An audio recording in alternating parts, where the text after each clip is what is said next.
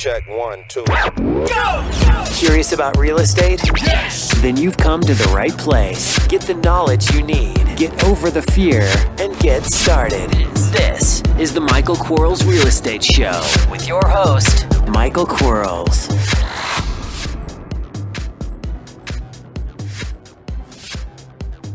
Hello, everybody. Michael Quarles with the Michael Quarles Real Estate Show. It is Monday. Man, I had a great weekend just relaxing around the pool.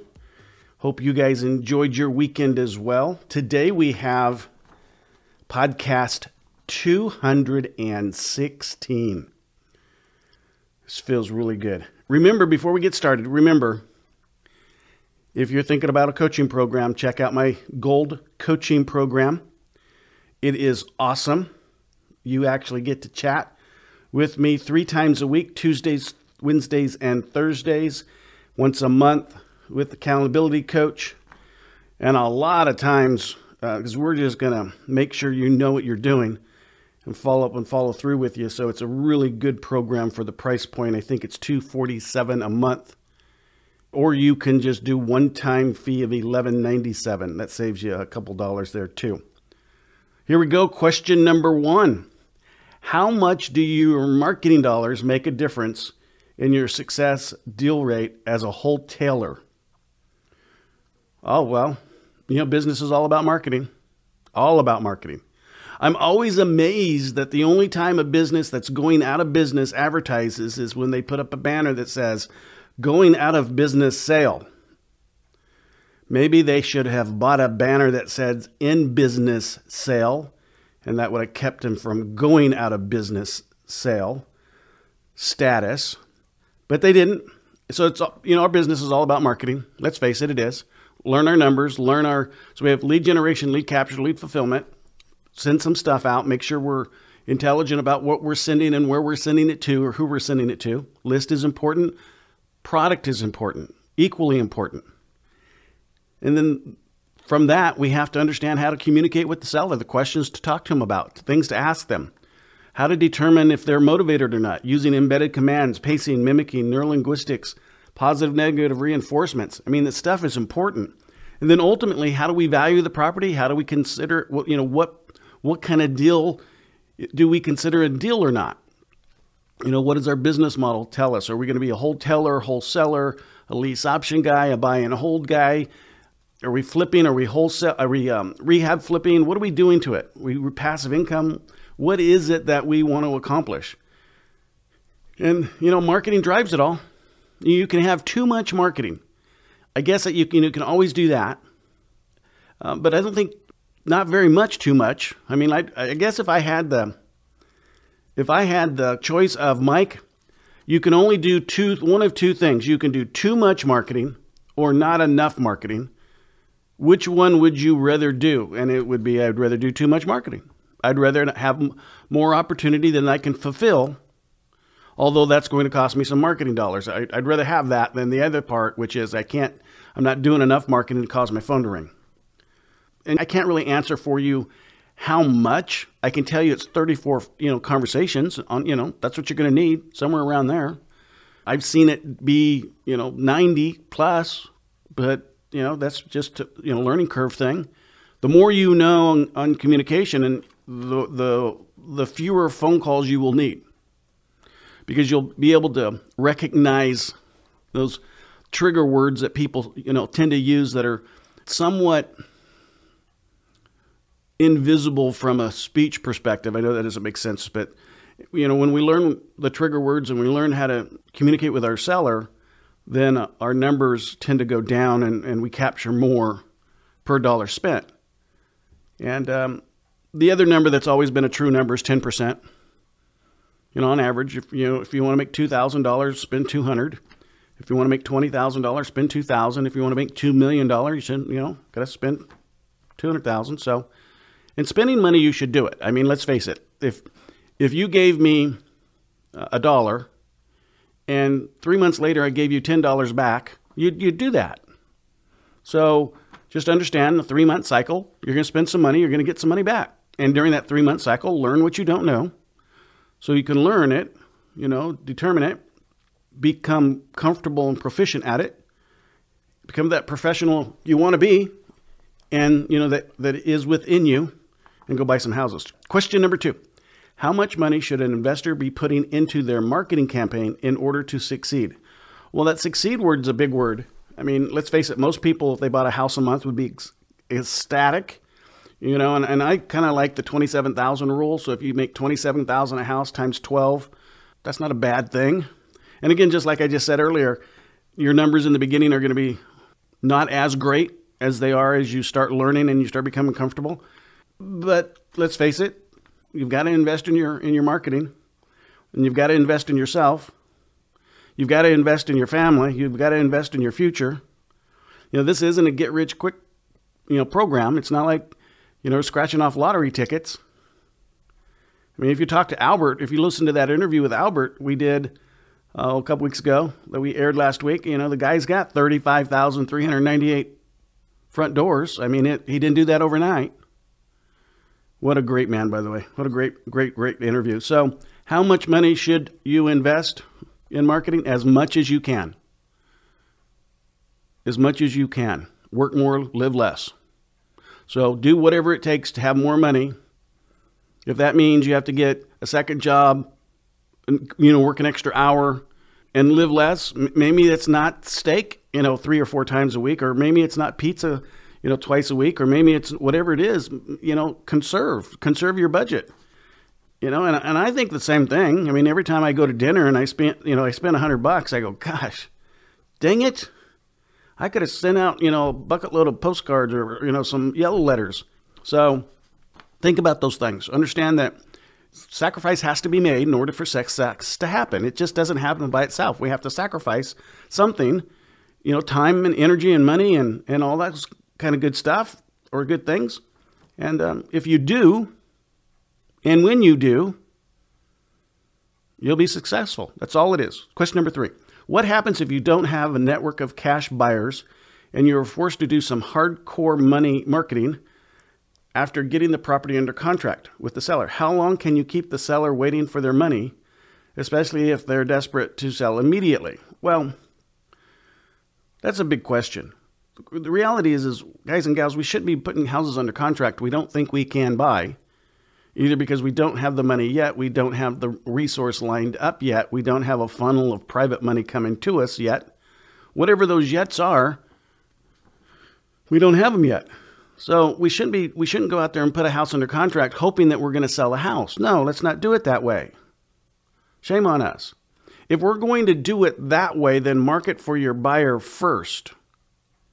And then once you find your buyer pool, once you have those folks lined up, then market for your deal. Now, I can tell you, if you go out there and you buy that $300,000 house for $150,000, you're not going to have a hard time finding money at all. I mean, let's face it, a hard money lender is at 65 cents on the dollar, and some of them don't require skin in the game. So you can, I mean, as long as you're under that 60% rule, you should be pretty safe. The problem is a lot of new people don't know what value is in the first place. And I see it a lot, man. I tell all my coaching students, if you lose a contract to somebody because they signed it with somebody else, so the seller says, I was going to sign your contract, but someone last night got theirs signed first. I'd stay in contact with that person, call them at 10, 20, 30 days, 45 days, 60 days, because the chances are it's going to fall out because a new investor, jumped in and was over anxious and overvalued the property and offered more. Then went out and tried to find the buyer. And then all of a sudden the seller doesn't really have a buyer, and so it comes back on the market, but you've been nice and followed up over the last 2 months, and you're the first one they think about. So, just because they say it's dead, don't believe them. Because the people that are our peer group, sometimes they don't perform the way they should, and because they're getting into contracts without being able to buy them. How long should you string someone along? You shouldn't string anybody along. At all. If you set a 90-day escrow or 60-day escrow or closing, that's how long you have. Yeah, things change, and maybe another closing didn't happen in time, so you have to push it for a week or so, or what have you. Then you just do. Or maybe your money person didn't come and didn't fulfill their promise to you, and so you have to push it. But you're not intentionally putting yourself in that situation. There's something that's causing that, but you didn't expect that to happen. You expected to have the money and close on the day that you promised. There's a difference between the two. And if someone's desperate to sell and you know that you can't perform within their desperation period, well, maybe you've got to kick it to somebody that can. I mean, there's going to be plenty of opportunities, guys and gals. We can't do them all anyway. And we shouldn't be harming our industry. We shouldn't be harming our reputation. We shouldn't be harming the seller. I mean, there's all kinds of things we're harming if we just don't let some of the people that need the money and that we do not have yet go to somebody that has the money. It's okay. It is okay. Okay. There's going to be plenty of opportunity. Don't get so excited about doing a deal when it in fact harms somebody. You know, that little saying, you know, do unto others. Keep that in mind. Thanks for listening. We'll be right back.